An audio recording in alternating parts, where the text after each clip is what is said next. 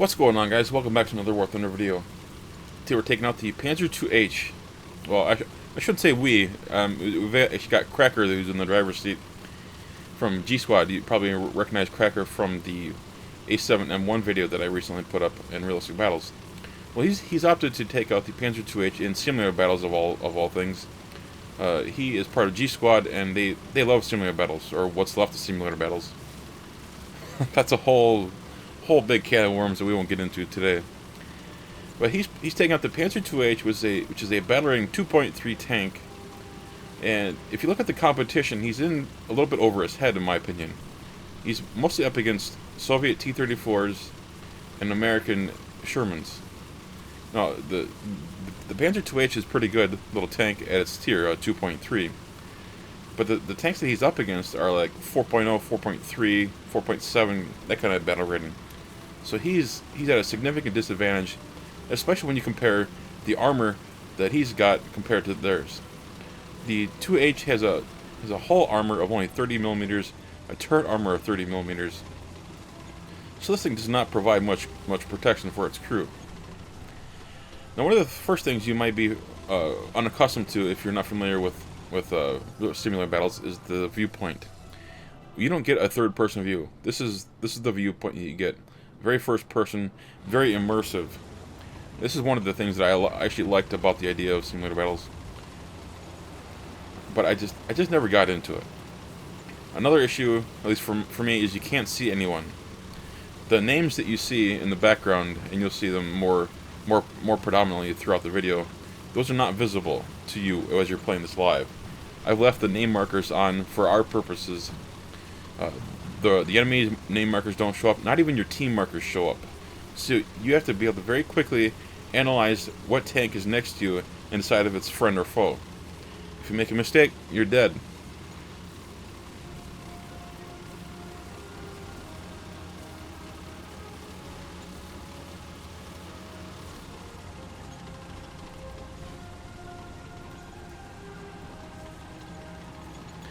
So the Cracker's taking Charlie. He's moving on up towards their spawn. Got an M18 over here, which obviously he can't see. The M18 is not a tank that Cracker is a big fan of. He's fought with. He's actually used that quite a bit. And can we get a shot here? The problem with the M18 is that its gun, while powerful, it doesn't pack a big punch. It tends to leave a big hole and doesn't kill a lot of crew members, so it often takes 2, 3, or even 4 shots to disable a tank. But with a tank like the Pz.II H, it probably wouldn't take much of a very many shots because with small tank and thin armor. Of course, he gets over the hill and lines up a shot, and of course his gun depression just isn't good enough. The gun depression on this is only -5 degrees, so you have to be at a very slight slope in order to be able to line up a shot. It's kind of like taking out a lot of the Soviet tanks. It's a very poor gun depression. He's a little fixated on this M18, but he knows that if he doesn't get this M18, his teammates could have a problem with this right side flank and could ultimately lose Charlie. The enemy team meanwhile has capped Bravo. Alpha is still wide open. Here we go. A little shot in the back of the M18. M18 fires. There we go. Nice shot into the fuel tank. Got a crew member down as well. Aim for the turret, and M18 is down for the Cracker's first kill of the game. The reload rate you may have noticed is actually quite fast. It's got a 7.6 second reload rate. And if you get that on a maxed out crew, you could really drop that even lower. The gun's not particularly powerful, but it's certainly powerful enough to take out the M18, which is not exactly a well-armored vehicle. It's a tank destroyer, basically. And tank destroyers, generally speaking, don't have particularly thick armor. As you move up in the tech trees, they often sacrifice armor for speed, and a lot of the armor tends to not necessarily be thick, but it's very sloped. With the M18 in the turret there's very little armor, so that crew just didn't stand much of a chance. No, one thing you should know about Cracker is he's not a kill-oriented player. He's what you might call an objective-oriented player. So he likes to go for the objective, cap points, and play somewhat aggressively. Sometimes that could be a little bit suicidal because in simulator battles you can't see your opponents very well, obviously. So he could get into a situation where he could be in over his head if he's not particularly careful. And we are in Eastern Europe, and there are a lot of buildings in the city here to hide behind or hide around the corners of. Get some trees here in the north side. Alpha is being capped by our team, I should say.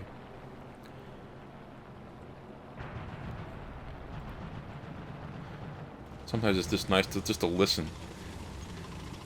Just the ambient noises in War Thunder are pretty cool. Although there are certainly a lot of opportunities for War Thunder to improve those. But you get bombs dropping at airplanes flying over. It's very cool. And then of course you got the immersive view of simulator battles. It makes simulator battles a very immersive view, or a very immersive mode, in my opinion. You can see that he obviously can see that T-34, but he doesn't want to stick. He doesn't want to come out of this cover and make himself obvious just quite yet. Especially when he knows there's somebody else just over here. Again, he can't see the name tags obviously, but he senses someone's over here. And this cover, the brush is covering, is providing just enough of a cover for him. Nobody in the open, but no, somebody's over here, and in that direction is the enemy's spawn point. So it would make sense that people would be hovering in that area, looking to use that spot as an elevation advantage over your opponents. So it's a good tactic.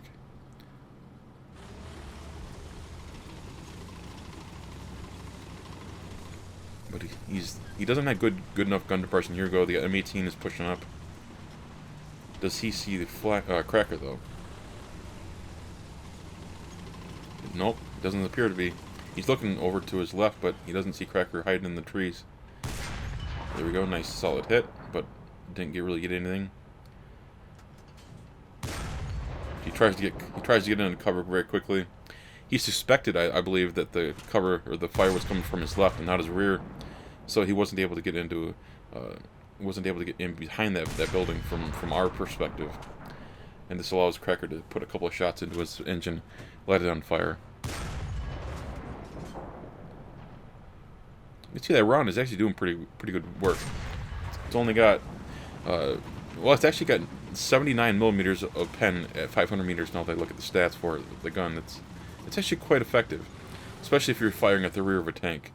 And an M18 again is not a particularly well armored vehicle, so it all works out for Cracker's advantage. It would have been interesting though if the M18 had seen Cracker and returned fire. Instead, he had engine problems of his own. T-34 and M4.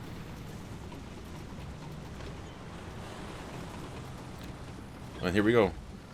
Cracker spots the CSU over by where the M18 was initially. I believe that was the first tank that we engaged. The M18 over here in that same area. His first shot didn't really do anything.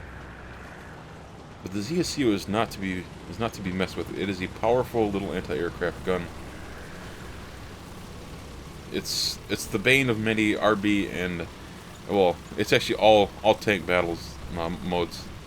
Those ZSUs, Whirlwinds, Ostwinds, all of them, they're just little troll machines because of how powerful those little guns can be. They can pen just about any tank. Of course, can Cracker get up this hill and surprise the ZSU without being spotted? That's always the important thing. Okay. Gun depression. Nope, can't quite get a shot over that hill. Dropping artillery, that makes sense. The enemy team is starting to cap Alpha, unfortunately. One thing I noticed is Cracker doesn't have any teammates in this area. He's got a lot of guys in the air. The ME-410s, BF-109s. Even got a couple of ducks in the air, for crying out loud. And it actually brings up an interesting question. How many of you who play realistic tanks or similar tanks, how many of you actually use the duck in that mode? I've used it in realistic air. There we go. Just like the M18, the ZSU does not have much armor. And that little 50mm gun that the Pz.II H has had no problem playing that. And now it's off. There we go. Checking the fighters. I wonder if Cracker's gonna take a shot at the P-47. Wouldn't that be a cool little highlight? That's up a shot. Nope. No dice. But it's funny seeing a P-47 turn fighting. that's not how you turn, or excuse me, it's not how you fight with the P-47. However, it's very easy for me to say because it's just simulator battles and you need to provide low cover anyway, so you're going to be turn fighting at some point. He's turn fighting 2 109s and a duck. Cracker, just leave him alone, man. He's got enough problems of his own. Damn it, I want to see that duck get the kill. Whatever. Let's not be too greedy. Let's get into the city here. Again, we're on Eastern Europe, so this is a map that I'm quite familiar with in arcade battles primarily. Lots of little bits of terrain to hide behind. Lots of fences. There's a lot of rubble actually in the city.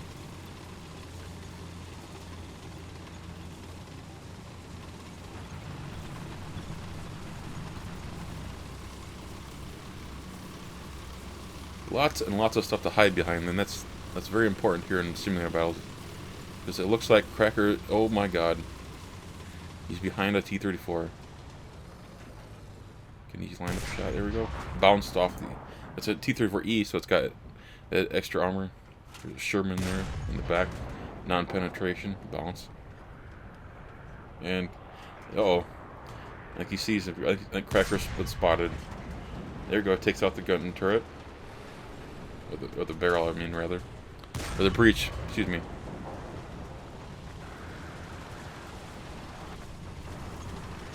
CSU fires. Oh, commander's out. Breach has been destroyed. Cracker's in trouble. He's extended himself a little too far. See, this is what happens when you drink and tank. And for some of you who aren't familiar with Cracker, he often has a few beers with his tanking experience, and he even streams out every now and again. I'll put a link to his stream in the video description below, by the way, so you can take a look at it someday. He's actually a really good tanker.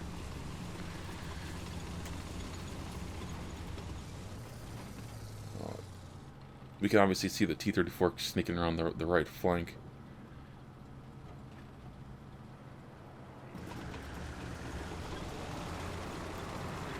And there he is. I don't know if Cracker saw him or not. Try it. Yeah, it's the one thing about the small tank is it can fit through those little spots. Oh, ZSU. Oh boy. Oh, one shot. Nice. Right in the ammo. Holy smokes. And Cracker got get the hell out of here. Charlie's being capped by the enemy team, and off he goes for Alpha. He's got to turn the tides. His teammates managed to cap Bravo, and our team is actually in the lead here as far as cap points, or as tickets rather. We have to get Alpha capped immediately.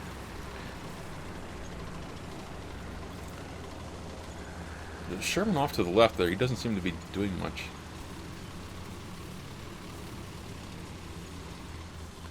The problem with this spot right here is you're right in the middle of the town, and you're visible to just about everyone. That's one of the dangerous parts about this area of town. Is it's so open, you're so vulnerable. All right, Pz.II H has artillery back up. The red team is capping Bravo. Cracker's capping Alpha now. go. Recognizes his own teammate there. He doesn't shoot. Because, again, his teammates aren't visible. His teammate name tags aren't visible. So he has to very quickly identify tanks as they come in. I'm friend, buddy. Don't shoot me.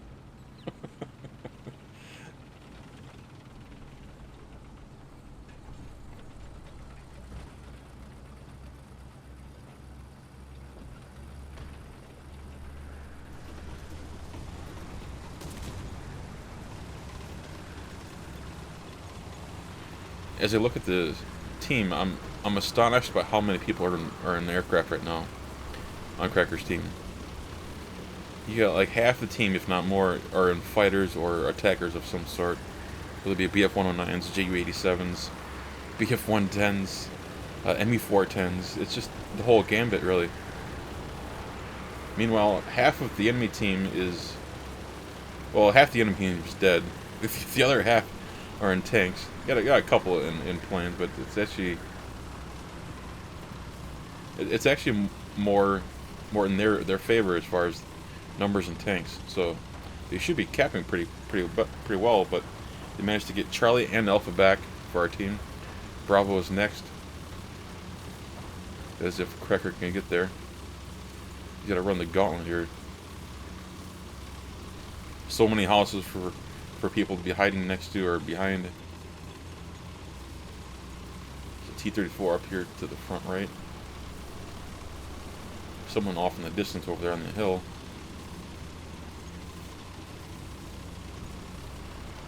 I have to admit, the speed on this thing is actually quite good. It's got a 56 km/h top speed. Although obviously you're not going to hit that very often. Here we go, ZSU. Very dangerous little tank. Little troll machine. But he's got... Cracker's in a bad situation because he's got guys everywhere around him. Everywhere except to his left. He's got guys on the other side of the river here to his right.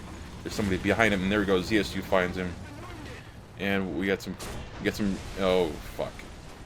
Tango down. Oh, yeah. See, the ZSU doesn't have a very big gun, but it's certainly powerful enough to take out the Pz.II H. It's only got 30 millimeters of armor there.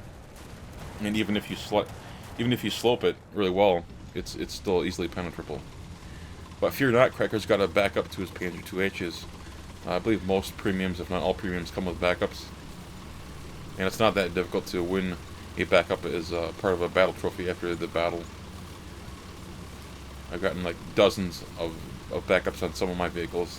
It's crazy how backups just accumulate over time. Well, the enemy team is capping Charlie by the looks of it, and we need to cap Bravo, so Cracker opts to take the western spawn point. When he started the battle, he took the eastern spawn. Got in there, rushed Charlie. But he knows that at Bravo he's got a lot of enemy tanks to deal with, so just a matter of running the gauntlet once again. Can he defeat whatever's there, cap it, and get to Charlie again?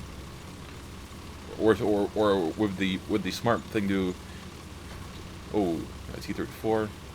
Would the smart thing be to do just to take 2 caps and leave it at that, or do you want to get all 3? That's always one of the dilemmas that tankers run into. Is how aggressive do you want to be?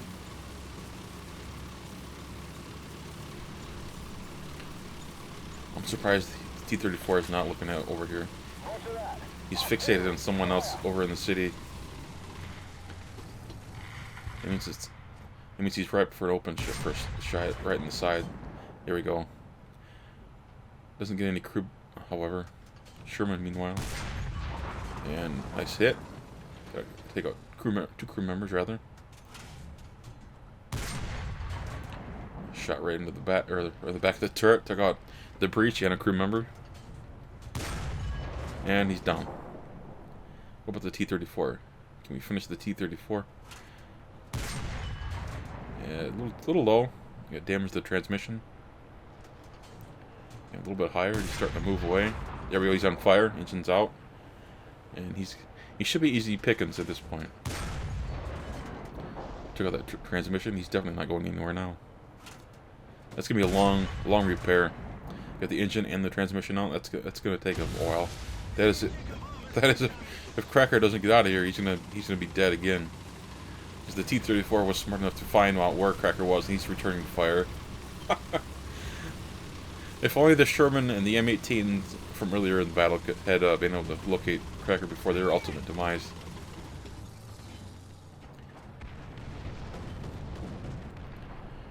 The Panzer-II H doesn't come with very many crew members, so if you lose any, you're done. Your reload rate goes up through the sky. Excuse me. Yeah, your reload rate goes through the sky, and if you lose too many crew members, your tank is ultimately dead. You can only have you need 2 crew members in order to operate a tank currently. There are plans to change that with last man standing, where you, as long as you have 1 crew member in the tank, you can still run it. It's just not going to just not going to run very well, because that one guy is going to have to switch between driving the tank to operating the gun to loading and everything. It's just a lot for one tank to handle, and it's somewhat of a controversial feature that's coming up. However, we'll have to see how it goes. Alright, Bravo is being capped by Cracker. Got a Sherman coming in over the left side. Got a Sherman over here to the right. Across the water, it looks clear. There we go. Bravo's capped. What about Alpha? Is he going to push for Alpha?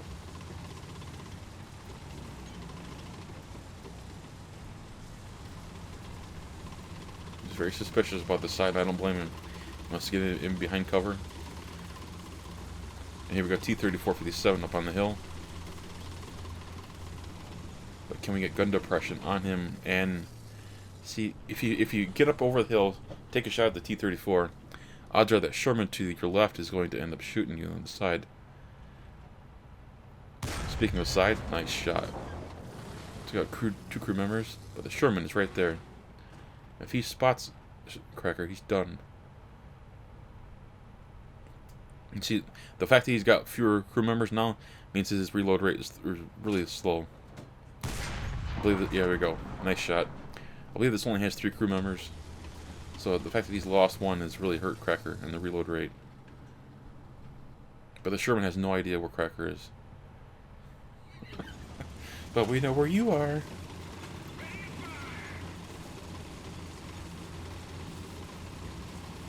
Let's see, putting a shot into his booty, just like the other Sherman. Oh, he's looking over here too. Oh, he's turned around actually. I think he suspects where Cracker might be because he didn't see him over on the other side of the river. Oh, but that Sherman just got taken out actually by Jagdpanzer. So it's on Bravo. Gonna cap this again. That's actually a great job by the Jagdpanzer to give Cracker a hand here with that Sherman. You can see the Jagdpanzer over there on the other side of the river. ZSU approaching. Doesn't see Cracker.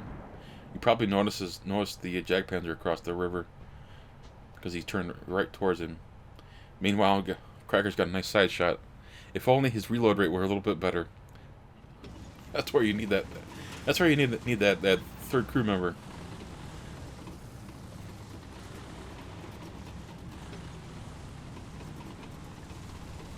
Jagdpanzer. It'd be nice to have that Jagdpanzer over here. There's actually 2 Jagdpanzers, but 1 on each side of the river.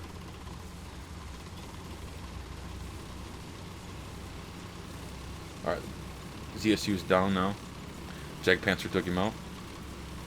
Not sure which one. You got 1 on each side of the river. Either way, he's down. Now it's time to get out of here and go cap Charlie, because Charlie is on the enemy team's list, unfortunately, or is in the enemy team's hands again.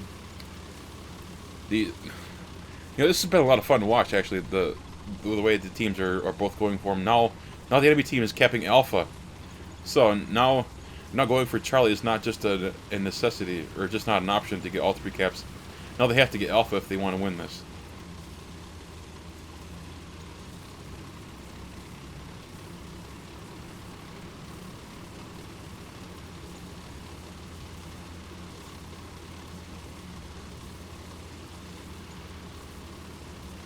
Cracker's always using his binoculars to look out. It's a great thing to do when you're tanking. If you aren't familiar with binoculars, I highly recommend them.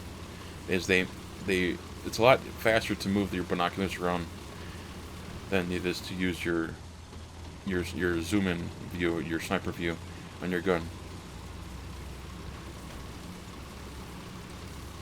Your binoculars are a lot faster to swivel around than your turret.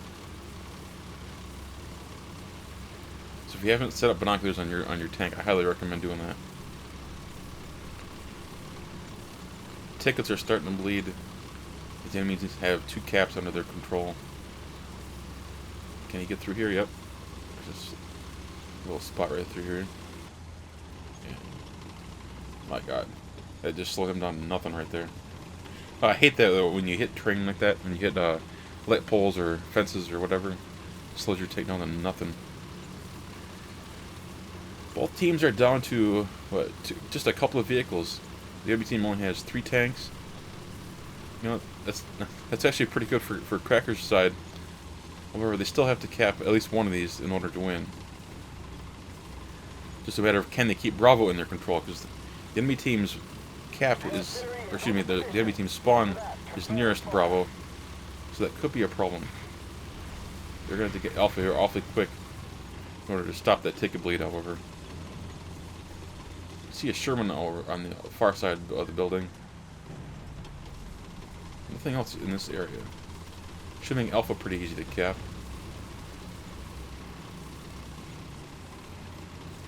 Or will it? Look at the ticket bleed though. He's got to kill the Sherman right now. He doesn't have any time to dick around. Oh, it's a backside shot. Can he get him on the turret? Nope. Bounces. Oh shit. Oh. Sherman sees him. He knows he's back there. Hide. And you notice the reload rate is terrible right now. He needs that other crew member. Can he get a sneaky shot through the window here? Fuck it. He doesn't have time. Look at the tickets. Oh, one shot. Get into the cap. Look at the tickets. I know there's a bug with the ticket counter, but there we go. Stop the cap. Now Alpha's in their control. That was huge. One shot of the Sherman.